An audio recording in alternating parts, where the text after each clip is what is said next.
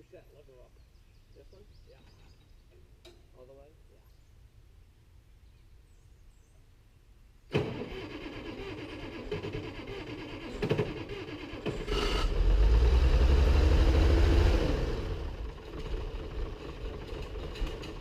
Hey, it's tight again. Yeah. I just don't want to go through trouble strapping in. I just don't want to go through trouble strapping it in. It wasn't going to start. Probably a chipmunk or a squirrel or something brought a branch or something in there or something fell in there and it just got caught by the pin and ripped out.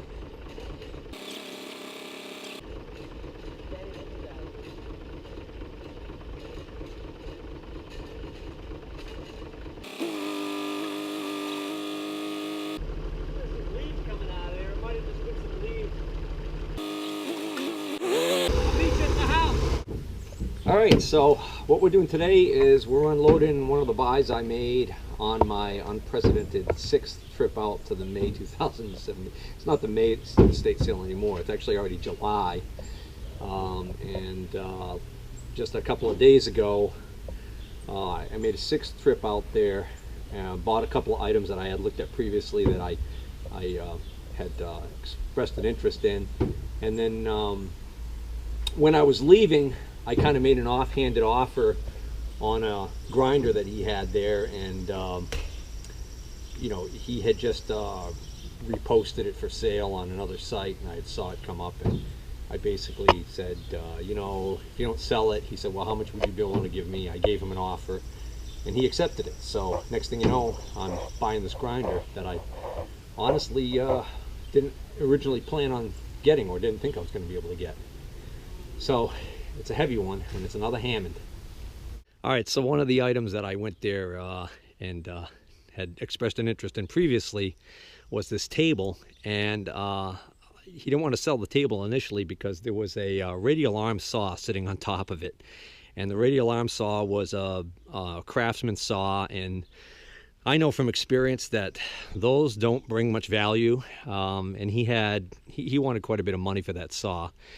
And I knew he wasn't going to get any offers on that saw at what he had advertised it, the price he had advertised it for. So when I went back, I cut a deal on some other items, and I said, well, I tell you what.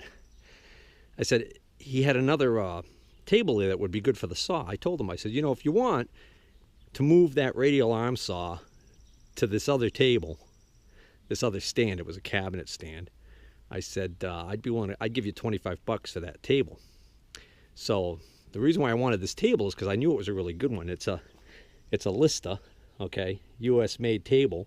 It's really strong and sturdy. It really all it is these legs, okay, and they're bolted to what I can't figure out what this material is, but it's thick. It's full thickness, sturdy, and very strong. And then this cover was on here, and so we couldn't see the table, and we couldn't really see what this cover was covering, and the edges are all taped up with black duct tape. Well, in the process of moving this heavy grinder onto the truck, because we didn't have a loader there, we had to do it all manually. It's basically 4 guys wrestling this thing on. We actually put the table down on the ground behind the bed so that I could slide it across the tailgate and not put a lot of weight on my tailgate. And in the process of doing that, we tore this up. This wasn't all torn.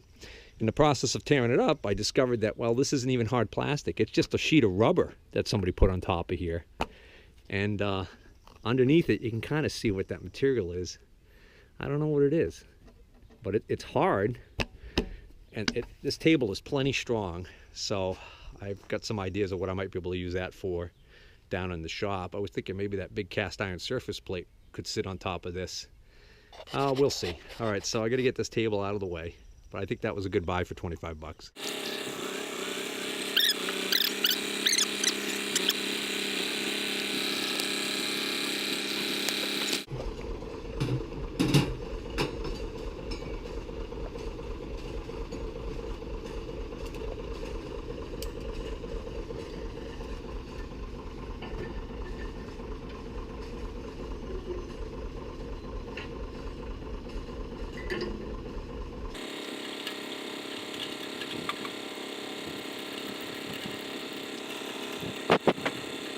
Pause it. No, you can leave it right there.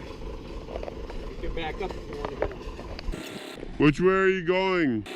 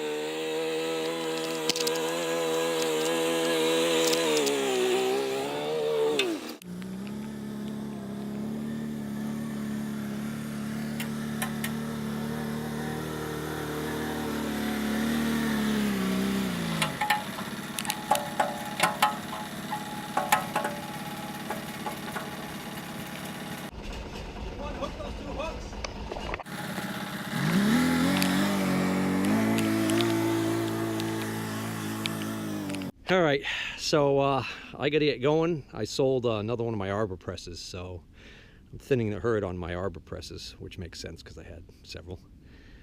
So I'm going to go deliver that now, and then later this afternoon or early this evening, we'll get this down in the basement. Probably going to resell this grinder. I don't really need something this beefy in my little home shop,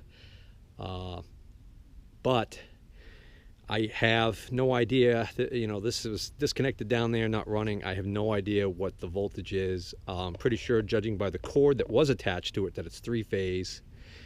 I'm hoping it's not 440 volt, because if it is, or 480 or whatever the heck that weird industrial standard is, then I'm not going to be able to test it. If it's 3-phase 220, I will put it on my VFD for my mill temporarily, just to test it, make sure it's okay, shoot a video of it running, whatever, and then we'll put it on the market, I guess. But I got to do all that down in the basement, really, so oh well.